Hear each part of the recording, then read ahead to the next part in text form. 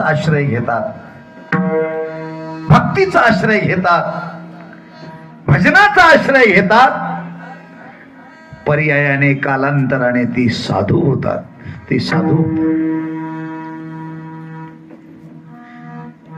शिवयोगी संत शिरोमणी मन्मथ माऊली, दिनांची माऊली, ज्यांनी पवित्र अशा भूमंडळावरला कैलास असलेल्या कपिलधार भूमीमध्ये शिवयोग साधला आणि संजीवन समाधीस्थ झाले.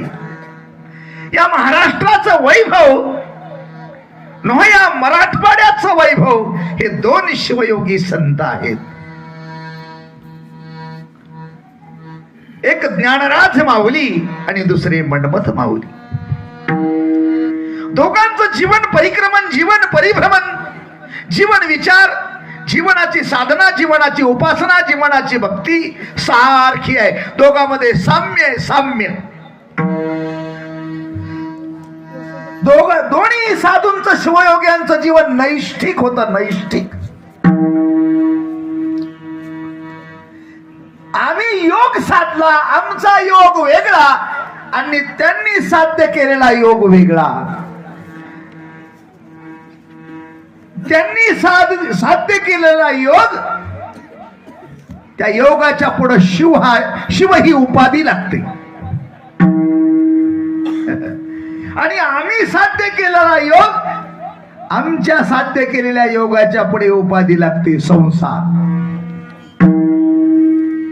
आम्ही संसाराशी योग साधला, त्यांनी शिवाशी योग साधला.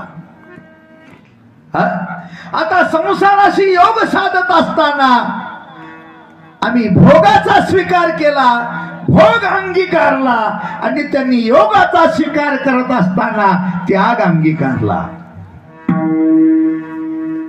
आम्ही भोगात्मक जीवन जगलो, ते समर्पणात्मक जीवन जगले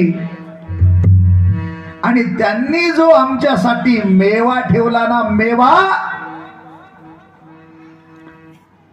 तो मेवा आमच्या उद्धारासाठी कारण ठरणार आहे. त्यांनी काय केलं? ज्ञानराज माऊलींनी काय केलं? ज्ञानराज माझे थोड प्रमाण दिलं पहा.